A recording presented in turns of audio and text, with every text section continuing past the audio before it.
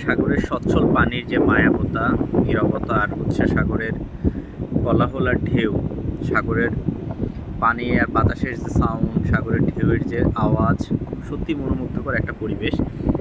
সাগরের পানি সাধারণত এতটা স্বচ্ছল আর ক্লিন হয় না যতটা আজকে দেখতে পাচ্ছি ইরানিতে এসে। আপনারা যারা আসবেন, আপনারা একটু ব্রিচের থেকে এগিয়ে এসে, ব্রিচের দিকে থেকে একটু এগিয়ে এসে পাথর পর্যন্ত যদি আসেন তাহলে দেখতে পাবেন এই অবস্থাগুলো। আপনাদেরকে আরেকটু ভালোভাবে আমি দেখানোর যদি চেষ্টা করি তাহলে দেখতে পাবেন যে এটা কতটা মানে মনোমুগ্ধকর জিনিস, এবং আপনারা পানিটা দেখেই বুঝতে পারছেন যে আসলে কতটা স্বচ্ছল আর ক্লিন পানি এখানে ইমেজ চলছে। পানি নর্মালি এতটা ক্লিন পানি আমি কখনোই দেখিনি।